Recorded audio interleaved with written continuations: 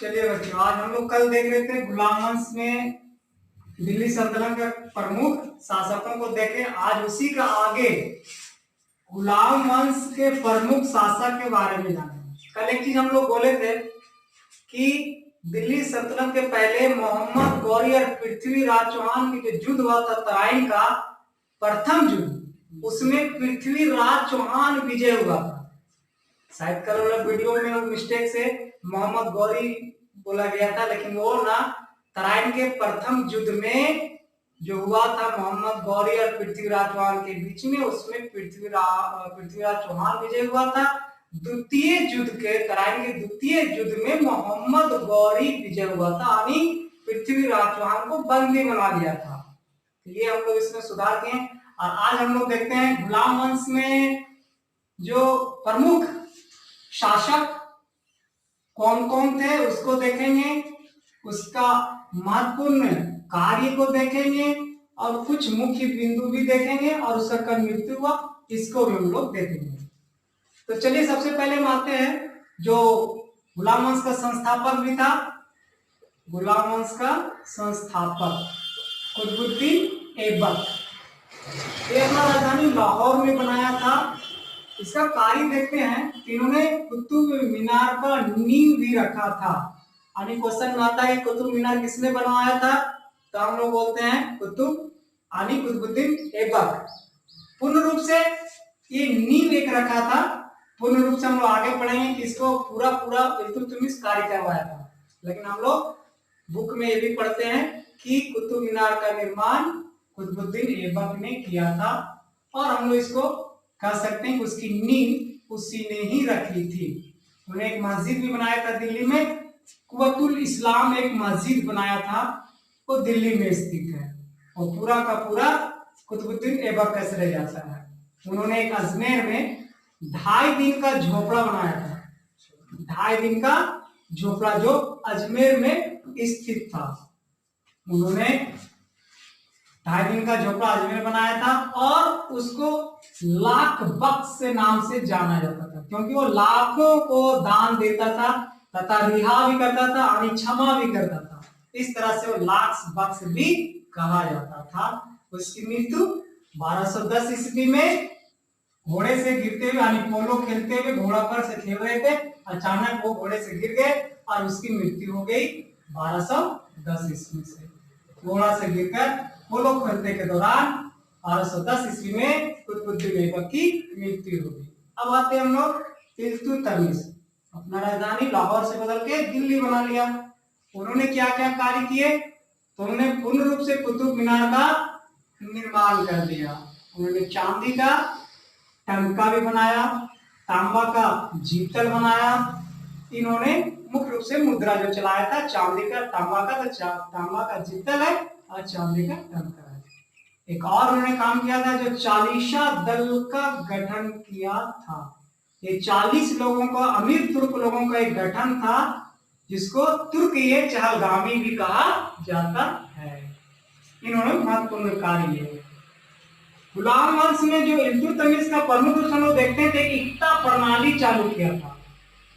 इसमें वो धन के बदले भूमि प्रदान करते थे, यानी धन के बदले जो उसका वेतन होता था, वो वेतन जो धन के बदले वो क्या प्रदान करता था, भूमि। वह इक्ता प्रणाली कहलाता था। उसकी मृत्यु 1236 ईस्वी में हो गया था। उसके बाद आते हैं तीसरा, रजिया बेगम।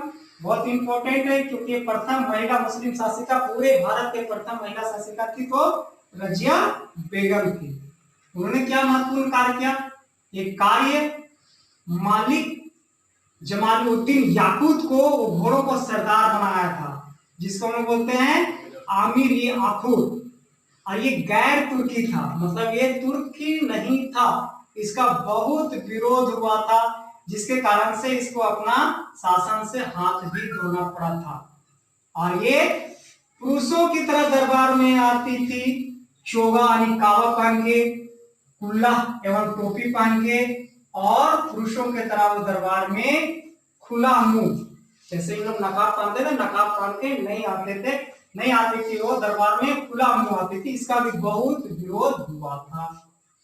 इसके कारण से रजिया बेगम को अपने शासन से हाथ धोना पड़ा और 1240 में इसकी हत्या होगी डाकू द्वारा कैथल में। कैथल हरियाणा में स्थित है, कैथल हरियाणा में उसकी डाकू के द्वारा हत्या कर दी गई थी। अब आते हैं लास्ट हम लोग इसका जो गुलाम वंश का प्रमुख शासक और अंतिम शासक जो है बलबन। बलबन का पूरा नाम गयासुद्दीन बलबन था। उन्होंने जो प्रमुख कार्य किया तो उन्होंने एक सिजदा नामक प्रथा चलाई थी, सिजदा और पाबोस। तो सिजदा में क्या होता था कि उसको लोग जाके घुटने के बल पर उसको नमस्कार करते थे, घुटने पर टेक के उसको सिर झुका के उसको नमस्कार करते थे दरबार में जाने के बाद। पाबोस यानी उसकी पांव को भी प्रजा चूमता था, घुटने के बल टेकना यानी सिजदा, पाबोस यानी पांव को उसको चूमना, ये सब प्रथा बलबन ने चलाया था, सिजदा और पाबोस। एक त्योहार भी उन्होंने लाया था नौरोज, जो ईरान से लाया था, और ये नौरोज त्योहार भी यहाँ मनाता था। नौरोज त्योहार लाने वाला बलबन ही था।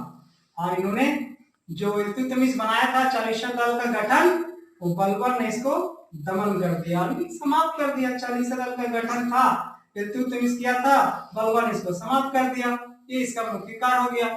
मुख्य बिंदु में हम लोग देखेंगे इसका कि लोह रक्त नीति अपनाया था, यानी मेवातियों लोगों को ये दमन करता था।